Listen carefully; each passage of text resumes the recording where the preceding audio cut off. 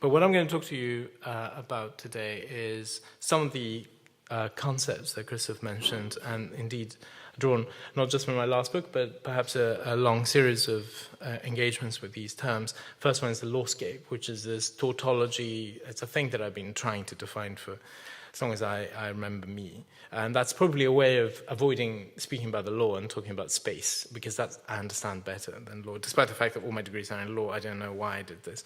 So lawscape is a tautology between law and space. It started like that.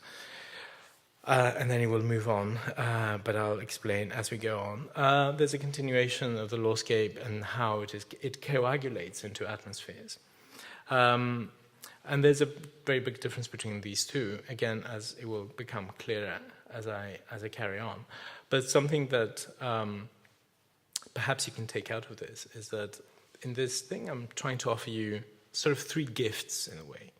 So the first one, the lawscape, is a gift that kind of allows you to maneuver things. It allows you to play a little bit with the space and with yourself, with your body and your movement. The second one, atmosphere, is a thing that you want to wrap around you. It's a nice little, cashmere thingy, and it feels nice. But at the same time, you know what? It might be feeling a little bit too nice.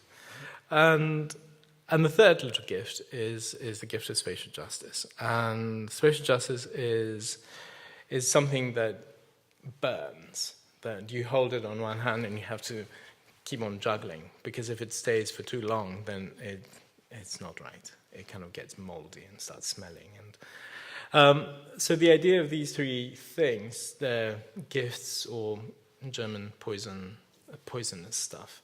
It's difficult stuff, but at the same time, they are only tools with which we can populate this inside, or the interior, as we'll see in a minute.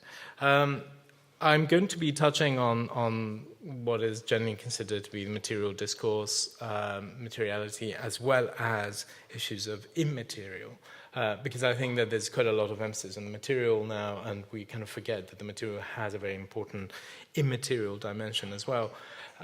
We just have to think of the immaterial through the discourse of kind of new materialism and materiality.